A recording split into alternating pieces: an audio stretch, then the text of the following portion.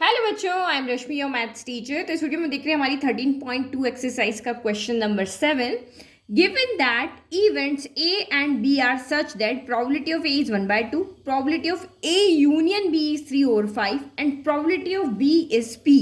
Find P if they are mutually exclusive and independent. तो आपको यहाँ पे दो कंडीशन के अकॉर्डिंग आपको यहाँ पे क्या फाइंड करना है, पी की वैल्यू फाइंड करनी है। तो फर्स्ट थिंग आपको यहाँ पे क्या दिया हुआ है कि ए एंड बी जो है वो म्यूचुअली एक्सक्लूसिव। म्यूचुअली एक्सक्लूसिव का मतलब यहाँ पे क्या है कि उन दोनों में कुछ भी कॉमन नहीं है। तो मतलब ये अगर आपका ए है, ये आपका बी है, तो इसमें ए इंटरसेक्शन बी है, वो आपका यहाँ 5 है। दोनों में कुछ भी कॉमन नहीं। जैसे ये इसमें एलिमेंट 2 4 6 ले लो, इसमें एलिमेंट 1 3 5 ले लो, तो कुछ भी कॉमन नहीं है। तो म्यूचुअली एक्सक्लूसिव जब भी आपको दिया हो दैट मीन्स आप देखो कि ए इंटरसेक्शन बी वहां पर क्या है, आपका 5 है। तब आप यहाँ पे पी की वैल्यू फाइंड करके बताओ। ठीक है, तो गिवन हमने लिख दिया। अब हमें यहाँ पे फाइंड करना है, पी की वैल्यू फाइंड करनी है। तो हमें जो गिवन है उसी के अकॉर्डिंग देखो, पी ए गिवन है, पी बी गिवन है, पे ई यूनियन बी आपको गिवन है और ए इंटरसेक्शन बी यहाँ पे क्या है, 5 है। अगर ए इंटरसेक्शन बी यहाँ पे 5 है तो probability of A intersection B यहाँ पे क्या हो जाएगा, 0 हो जाएगा। तो हम कैसे पी की वैल्यू फाइंड करें, तो ये हमें गिवन है तो हमें इसका फॉर्मूला पता है। आपको पता है ना ये वाला फॉर्मूला कि probability of A union B क्या होता है, probability of A union B होता है probability of A plus probability of B minus probability of A intersection B होता है। तो अब आपको जो जो भी वैल्यू गिवन यहाँ पुट कर लो। Probability of A union B कितना होता है, तो 3/5 होता है। प्रोबेबिलिटी ऑफ ए कितना है, तो 1/2। प्रोबेबिलिटी ऑफ बी कितना है, पी, और ये कितना है आपका 0। तो बस यहाँ से आप सॉल्व करोगे और पी की वैल्यू निकाल दोगे। तो जो गिवन है उसी से हमें आइडिया लगाना है कि कैसे हम जो गिवन है उसके फॉर्मूले को यूज करके और वैल्यू को फाइंड करें।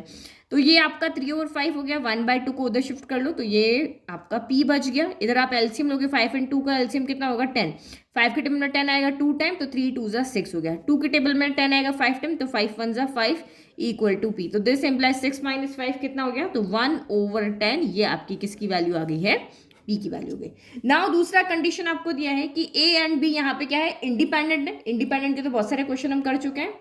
ठीक है, तो मैंने यहाँ लिख दिया कि ए एंड बी इंडिपेंडेंट, तो ये हमारे पास कंडीशन होती है। तो अब वापस यहाँ जाओ, ये गिवन है, ये गिवन है, ये आपको यहाँ पे गिवन है और ये हमें यहाँ पे दिया हुआ है कि इंडिपेंडेंट, तो ये कंडीशन होती है। अब आप पी की वैल्यू फाइंड करके दिखाओ। तो कौन सा फॉर्मूला हम यहाँ पे लेकर के चले, ये अगर आप यूज कर लेते हो तो देखो यहाँ पे आप वैल्यू पुट कर लेते हो। तो probability of A intersection B, इसकी वैल्यू हमें नहीं पता क्योंकि म्यूचुअली एक्सक्लूसिव में ये आपका 0 होता है, बट इस इंडिपेंडेंट की कंडीशन में यहाँ कोई ना कोई वैल्यू आएगी। इसको सॉल्व करके तो पी ए कितना दिया हुआ है, 1/2 दिया हुआ है, और पी बी कितना दिया है, तो पी दिया हुआ है, यही आपका दिया। तो this implies probability of A intersection B हमने यहाँ से निकाला, तो वो कितना आ रहा है, p/2 आ रहा है। तो यहाँ से तो p की वैल्यू नहीं आ रही है, दैट मीन्स हमें फिर से यूनियन वाले फॉर्मूले के पास जाना पड़ेगा। क्योंकि देखो इसकी वैल्यू पता है, इसकी पता है, इसकी पता है, और इसकी वैल्यू हम अभी यहाँ पे कैलकुलेट कर चुके हैं। तो इसी फॉर्मूले को हम लेते हैं, इसमें सबकी वैल्यू में पता है, सिर्फ एक वेरिएबल p बच रहा है, तो वहां से वो हमारा सॉल्व हो जाएगा। तो यहाँ पे लिख लो, now probability of A union B जो है वो आपका probability of A plus probability of B minus probability of A intersection B. अब आप यहाँ पे वैल्यू पुट कर लो। तो probability of A union B हमें क्वेश्चन में दिया हुआ है 3/5, प्रोबेबिलिटी ऑफ ए हमें 1/2, प्रोबेबिलिटी ऑफ बी हमें p दिया हुआ है, और ये ए इंटरसेक्शन बी की वैल्यू कितनी आ रही, p/2 आ रही। तो p को यहीं रहने देते, बाकी को उधर भेज देते हैं। तो 3/5 माइनस 1/2 इक्वल टू, यहाँ एलसीएम ले लो, 2 और 1 का एलसीएम 2 आएगा, 1 के टेबल 2 टाइम, तो 2p माइनस p आ गया। ये जस्ट अभी ऊपर हमने सॉल्व किया था, 3/5 माइनस 1/2 कितना आ रहा था आपका, 1/10 आ रहा था, यही आ रहा था ना। तो मैं सीधा लिख लेती हूँ 1/10 इक्वल टू 2p में से एक p गया तो एक p बचा और ये 2 हो गया। इस 2 को उधर भेज दो तो 2/10 इक्वल टू आपका p हो गया। तो 2 के टेबल 2 आया 1 टाइम, 10 आया 5 टाइम, तो इसका मतलब आपकी p की वैल्यू कितनी आ गई है, 1/5 आ गई। ठीक है, तो दोनों कंडीशन के अंदर हमने अपने क्वेश्चन को सॉल्व कर लिया कि म्यूचुअली एक्सक्लूसिव है तो कैसे करना है और इंडिपेंडेंट है तो कैसे करना है। 8th क्वेश्चन बहुत इजी क्वेश्चन है। Let A and B independent events. Independent events है तो क्या होगा, probability of A intersection B P A cross P B के इक्वल होता है। फिर हमें पी ए की वैल्यू गिवन है, हमें पी बी की वैल्यू गिवन है, और इन चारों को हमें यहाँ पे फाइंड करना है। तो फर्स्ट आपको फाइंड करना है probability of A intersection B.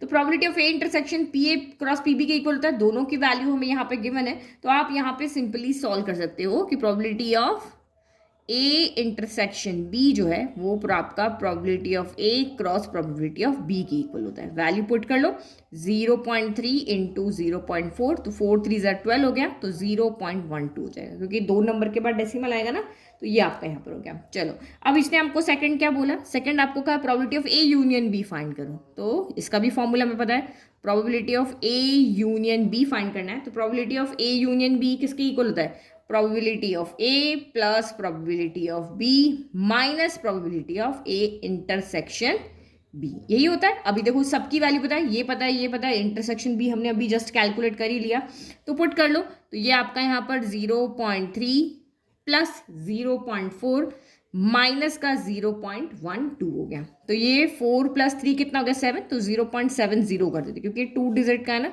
Minus 0.12, तो 70 में से 12 गया तो 58 बचा, तो 0.58 हो गया। ठीक है, नाउ थर्ड निकालते हैं यहाँ पे। अब थर्ड इसने क्या कहा है, probability of A over B, तो ये हमारी फर्स्ट एक्सरसाइज थी जिसमें हमने ये पढ़ा था कंडीशनल प्रोबेबिलिटी में, probability of A over B. तो यहाँ पे क्या हो जाएगा, अब आप यहाँ पे क्या गलती करोगे मैं आपको बता दूँ, देखो आप वो जो फॉर्मूला है ना हमारे पास में probability of A over B वाला, वो लगा दोगे। देखो कैसे, probability of A over B क्या होता है, probability of A intersection B divided by probability of B, ये वाला फॉर्मूला लगा दोगे ना, यही फॉर्मूला हमने पढ़ा था। लेकिन आप यहाँ पे देखो, आपको ए एंड बी यहाँ पे क्या दिए हुए हैं, इंडिपेंडेंट दिए हुए हैं, इंडिपेंडेंट दिए हुए तो इंडिपेंडेंट दिए हुए हैं, तो इसका मतलब probability of A over B जो है वो प्रोबेबिलिटी ऑफ ए के इक्वल हो जाएगा। इंडिपेंडेंट का मतलब क्या है कि इस इवेंट के होने का या नहीं होने का ए पर कोई भी इफेक्ट नहीं है, क्योंकि ये दोनों इंडिपेंडेंट इवेंट है। ये फॉर्मूला जब हम लगाते हैं वो डिपेंडेंट इवेंट के लिए होते हैं कि इसके होने का इस पर कोई फर्क पड़ रहा है, कि ये टास्क इवेंट हमारा पहले से हो चुका है, अब हम दूसरा इवेंट वहां पे कर रहे हैं तो फर्क पड़ता है, तो ये करेंगे। इसलिए क्वेश्चन को ध्यान से पढ़ना है, जब ए एंड बी इंडिपेंडेंट है तो प्रोबेबिलिटी ऑफ ए और B P A probability of A के इक्वल हो जाएगा, तो यहाँ पे आपका डायरेक्ट आंसर आ जाएगा 0.3 आ जाएगा। चलो प्रोबेबिलिटी ऑफ बी ओवर ए, तो यहाँ पे भी ए एंड बी आपके इंडिपेंडेंट है, तो प्रोबेबिलिटी ऑफ बी ओवर ए जो है वो प्रोबेबिलिटी ऑफ बी के इक्वल हो जाएगा, तो यहाँ पे कितना आंसर आ जाएगा, प्रोबेबिलिटी ऑफ बी कितना है, तो 0.4। इजी, तो ये आपका हो गया। आप करोगे ना इस तरीके से तब भी आंसर आपका वही आएगा। ये ए इंटरसेक्शन बी अगर आपको 0.12 रखोगे, ठीक है, फिर प्रोबेबिलिटी ऑफ बी 0.4 रखोगे तो आंसर यही आएगा। बट आपका क्योंकि उसने इंडिपेंडेंट कहा है तो इंडिपेंडेंट की डेफिनेशन को लगा करके आपको इसको सॉल्व करना है, ना कि ये वाली डेफिनेशन से। Now question number 9 is, if A and B are two events such that probability of A 1/4, probability of B 1/2 है and probability of A intersection B 1/8 है, तीनों आपको यहाँ पे गिवन है। Find P probability of not A and not B। अब आपको इसको लिखना आना चाहिए मैथमेटिकल फॉर्म में। क्या फाइंड किया, नॉट ए यानी ए के ऊपर नॉट लगा लो, एंड का मतलब क्या होता है, तो एंड का मतलब होता है इंटरसेक्शन, और का मतलब क्या होता है यहाँ पर यूनियन। फिर आपका क्या है, बी नोट, ये नॉट बी है तो यहाँ पे आप क्या कर दो, बी नॉट कर दो। ठीक है, अब आपको कहा है कि भाई इसकी वैल्यू हमें फाइंड करके बताओ, तो ये तो हमने क्लास 11 में पढ़ा था, डी मॉर्गन लॉ से अगर हम इसको देखें तो हमें इसको सॉल्व करना आता है। ये किसकी इक्वल हो जाएगा, हम यहाँ पे नॉट है, इसकी वैल्यू हमें यहाँ गिवन नहीं है तो हम नॉट को बाहर ले लेते हैं, तो ये क्या होगा, probability of A union B हो जाएगा और नॉट आ जाएगा बाहर। बाय डी मॉर्गन लॉ से हम इस तरह से लिख सकते हैं, ये हमने पढ़ा हुआ है। तो probability of A intersection union में बदल जाता है और नॉट दोनों का बाहर आ जाता है। अब हमने एक और चीज पढ़ी थी कि प्रोबेबिलिटी किसी की इवेंट के होने की प्रोबेबिलिटी और किसी इवेंट के नहीं होने की प्रोबेबिलिटी का सम क्या होता है, 1 होता है। तो यहाँ हम यहाँ से वैल्यू रखते हैं 1 माइनस प्रोबेबिलिटी ऑफ ई हो जाएगा, क्योंकि नॉट की वैल्यू हमें गिवन नहीं है, हमें नॉट हटाना है, तो ये क्या हो जाएगा, 1 minus probability of A union B हो जाएगा। अब ए यूनियन बी कुछ भी नहीं गिवन है, बट ए यूनियन बी हमें फॉर्मूले की फॉर्म में आता है। क्या होता है, probability of A plus probability of B minus probability of A intersection B हो गया। ठीक है, ठीक है, तो हमने जो पूछा था उसको हमने, जो हमें पता है, जो फॉर्म जो वैल्यूज हमें गिवन है उस फॉर्म में हमने इसको चेंज कर दिया बाय डी मॉर्गन लॉ से। यूनियन को इंटरसेक्शन करके नॉट हटा दिया, अभी हमें फिर से नॉट हटाना था तो 1 माइनस कर दिया और इस तरह से हमने सॉल्व कर दिया। तो 1 minus minus plus minus probability of A हो गया, minus plus minus probability of B हो गया, minus minus plus probability of A intersection B हो गया। चलो अब आप सारी वैल्यूज को पुट कर सकते हो। 1 minus probability of A 1/4, probability of B 1/2 और ए इंटरसेक्शन बी की वैल्यू कितनी है तो 1/8 है। तो अब आप चाहो तो सभी का एलसीएम ले लो, क्योंकि ये सारे आपके फ्रैक्शन में है ना, तो एलसीएम ले लेते हैं। तो 1428 का एलसीएम कितना हो जाएगा 8 हो जाएगा। 1 के टेबल में 8 आता है 8 टाइम तो 8 1 8, 4 के टेबल में 8 आता है 2 टाइम तो 2 1 2, 2 के टेबल में 8 आता है 4 टाइम तो 4 1 4, 8 के टेबल में 8 आता है 1 टाइम तो ऊपर 1 ही रहेगा। अब प्लस प्लस को ऐड कर दो, 8 + 1 9 हो गया, माइनस माइनस को ऐड कर दो 4 + 2 आपका 6 हो गया, लेकिन माइनस का साइन रहेगा। फिर ऊपर नीचे क्या आ गया डिनोमिनेटर 8, 9 - 6 कितना हो गया तो 3/8 हो गया। समझ में आ गया? ये हमारा इंपॉर्टेंट क्वेश्चन है, क्योंकि यहाँ पे आपको क्लास 11 की प्रॉपर्टीज को ध्यान रखना, डी मॉर्गन लॉ। अब देखो नेक्स्ट 10 भी ऐसा ही है।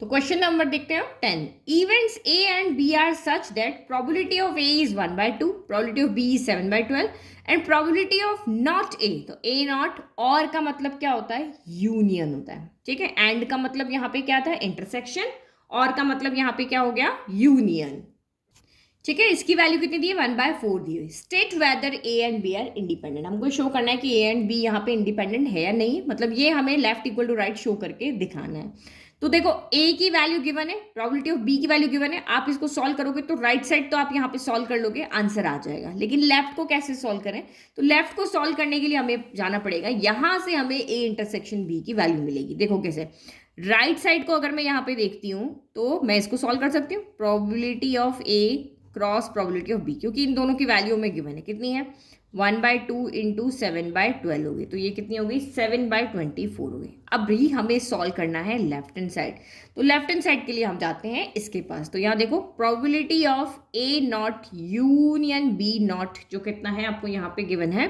1/4 है, ठीक है। अब इसको सेम वही डी मॉर्गन लॉ से प्रोबेबिलिटी ऑफ ए नॉट को ए कर दिया, यूनियन को इंटरसेक्शन सब उल्टा कर दिया, बी नॉट को बी कर दिया, तो ये नॉट आपका बाहर आ गया, ठीक है। ये बाय डी मॉर्गन लॉ से। अब वही किसी के होने की नहीं होने की प्रोबेबिलिटी का सम 1 आता है, तो नहीं होने की क्या हो जाएगा 1 माइनस प्रोबेबिलिटी ऑफ होने वाला, तो probability of A intersection B equal to 1/4 आ गया।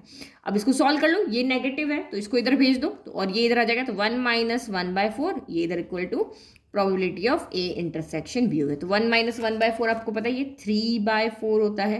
तो देखो क्या आपका लेफ्ट इक्वल टू राइट आ रहा है, अगर आ रहा है तो ठीक बात है, नहीं आ रहा तो फिर नहीं है।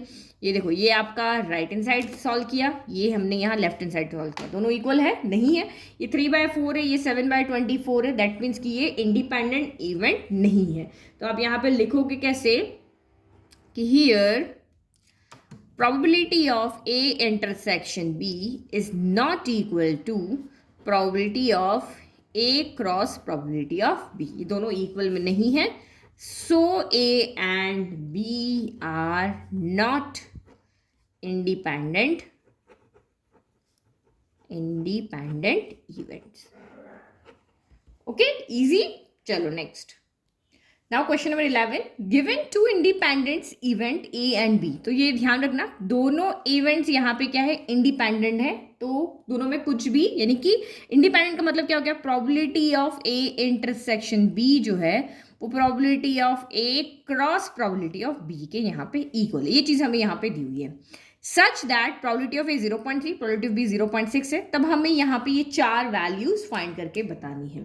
तो फर्स्ट हमारा यहाँ पे है probability of A and B, तो probability of A and B, and का मतलब क्या होता है पता ही आपको, probability of A intersection B. तो ए इंटरसेक्शन बी का फॉर्मूला हमें पता ही है कि यहाँ पर क्योंकि ये दोनों इंडिपेंडेंट है तो probability of A probability of B के प्रोडक्ट के इक्वल होगा। वैल्यू पुट कर लो, 0.3 इंटू 0.6 हो गया, तो कितना हो गया 6 3 ज़ा 18, 2 नंबर के बाद डेसिमल आएगा तो 0.18 हो गया।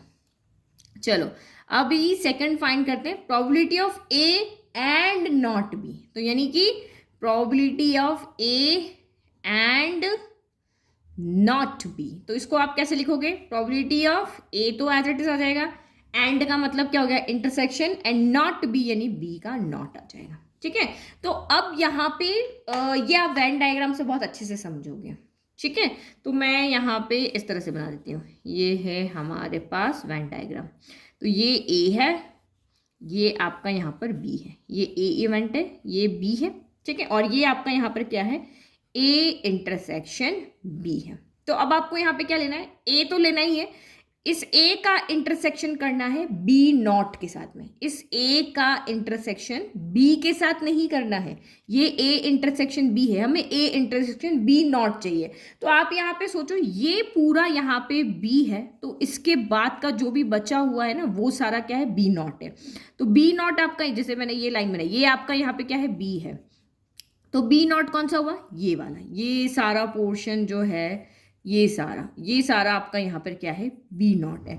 तो हमें क्या लेना है, ए का इंटरसेक्शन बी नॉट के साथ लेना है। तो देखो ए इंटरसेक्शन, तो देखो ए यहाँ पर भी आ रहा है, पर इसमें से हमें ये नहीं लेना है, और बी नॉट, तो ये आपका मान लो ये हमारा यहाँ पे क्या है, ए है पूरा, ये हमारा क्या है, ए है, लेकिन इसके साथ बी नॉट का इंटरसेक्शन होना चाहिए। तो ऑब्वियसली ये इतना एरिया ही आ रहा है, तो ये कैसे लिखोगे आप, सिर्फ हमारे पास कौन सा आ रहा है, ये वाला पार्ट आ रहा है। तो ये आप कैसे लिखोगे, तो इसको हम लिखेंगे प्रोबेबिलिटी ऑफ ए में से, इस पूरे ए में से अगर आप ए इंटरसेक्शन बी को हटा दोगे तो हमारे पास ये वाला पोर्शन आ जाएगा, है ना। ये हमने वेन डायग्राम से देख लिया। सेम अगर यहाँ पे प्रोबेबिलिटी ऑफ क्या होता है, ए नॉट इंटरसेक्शन बी होता, तो हम बी में से इसको सब्ट्रैक्ट करते हैं। तो यहाँ पे हम क्या कर रहे हैं, ए में से ए इंटरसेक्शन बी को सब्ट्रैक्ट करें, तो probability of A minus probability of A intersection B हो रहा है, यही आ रहा है ना। बी नॉट आपका कौन सा वाला है, बी सर्कल को छोड़ के जो भी बचा वो बी नॉट है, उसका आप ए के साथ इंटरसेक्शन कर रहे हो, तो यही वाला बचेगा। ठीक है, आप ड्रॉ करके देख लो, 3 कलर ले लो, 3 कलर से आप बना के देखोगे तो यही वाला पोर्शन आएगा।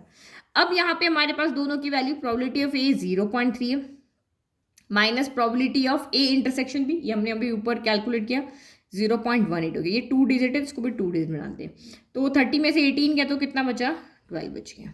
चलो उसके बाद आप यहाँ पे थर्ड लिखते हैं। तो थर्ड आपका यहाँ पे क्या है, प्रोबेबिलिटी ऑफ ए और बी। तो और का मतलब आपको पता है यूनियन होता है, प्रोबेबिलिटी ऑफ ए और बी, तो और का मतलब union, probability of A union B. तो इसका तो सबको फॉर्मूला पता ही, हम अभी कितनी बार यूज़ कर सकें, probability of A plus probability of B minus probability of A intersection B हो गया। चलो वैल्यू पुट करो, सबकी वैल्यू पता है, ये 0.3 है, ये 0.6 है, और ए इंटरसेक्शन बी आपका ऊपर था 0.18 हो गया। तो ये 6 + 3 कितना हो गया, 6 + 3 9 हो गया ना। ये 2 डिजिट है, इसको भी 2 डिजिट कर देते, 90 - 18 हो गया। तो 90 - 18 यानी 0.72 हो गया। ठीक है, चलो नाइदर ए नॉर बी। तो ये कैसे, नाइदर ए का मतलब ना ही तो ए लेना है ना ही हमें बी लेना है, दोनों ही नहीं लेने हैं।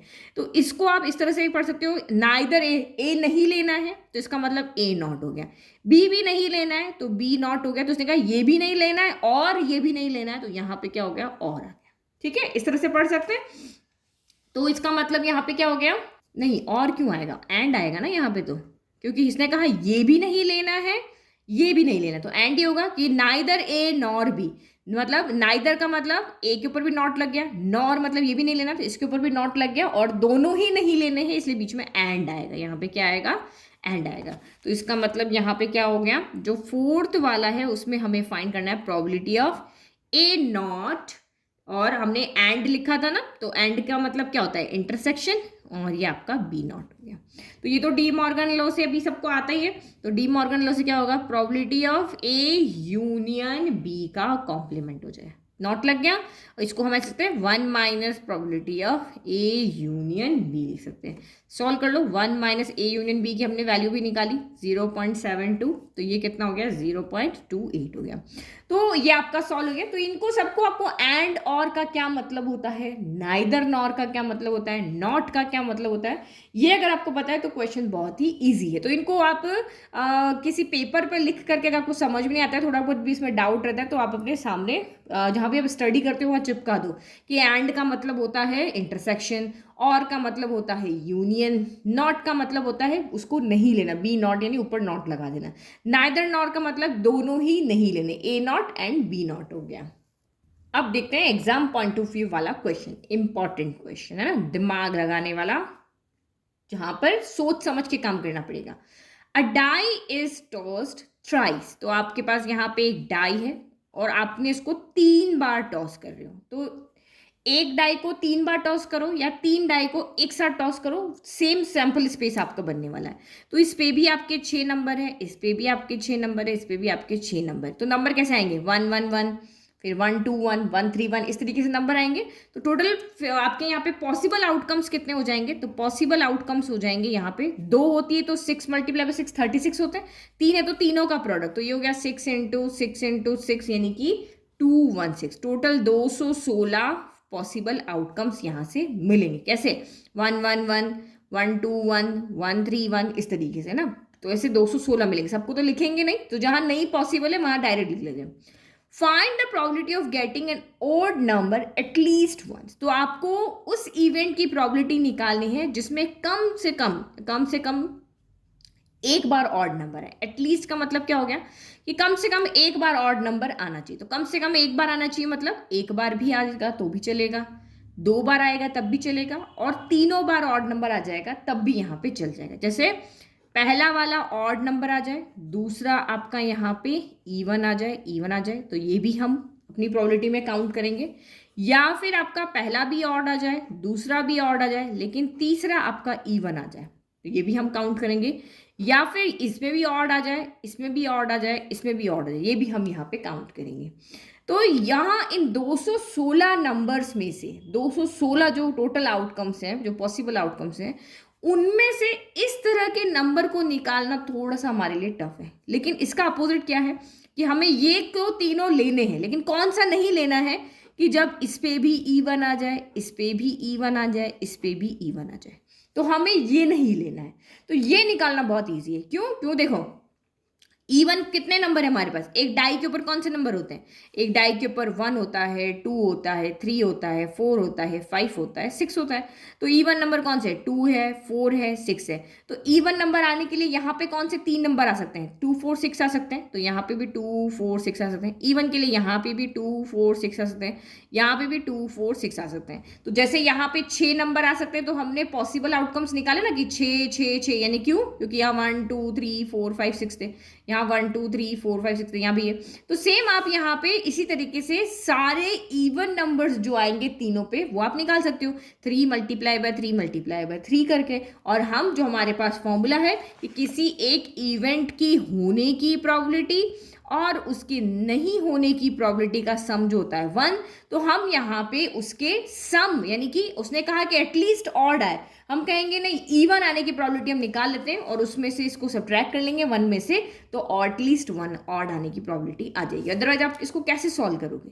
इसको कैसे निकालोगे आप यहाँ पे ना? ये लेंथी हो जाएगा, ये कर तो लोगे आप, लेंथी हो जाएगा, लेकिन ये आपके लिए काम यहाँ पे इजी रहेगा। तो हम यहाँ पे प्रोबेबिलिटी ऑफ ए डैश निकाल रहे हैं, फिर उसको यहाँ पे रख के इसको सॉल्व कर लेंगे तो हमें एटलीस्ट ऑड नंबर आने की प्रोबेबिलिटी मिल जाएगी। तो लिखो यहाँ पे, ठीक है। तो मैंने ए एंड ए डैश यहाँ पे 2 अलग ले लिए। तो ए इवेंट तो वही है जो मैं फाइंड करना, probability of getting N odd number at least 1, at least मतलब वंस भी हो सकता है, ट्वाइस भी हो सकता है, थ्राइस भी हो सकता है। एंड ए डैश हमने ले लिया कि हम ऑड नंबर नहीं ले रहे, तीनों ही जगह पे हमारी इवन नंबर आ जाए।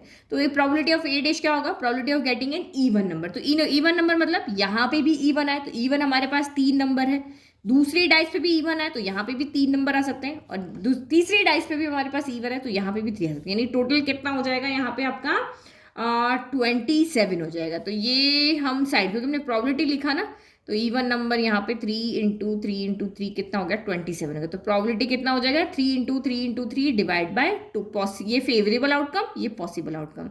ये आपका यहाँ पर कितना हो गया? 27/216 हो गया। ठीक है, तो ये हमें नहीं चाहिए और ये हमें चाहिए, तो हम वही हमारा फॉर्मूला लिख लेते हैं।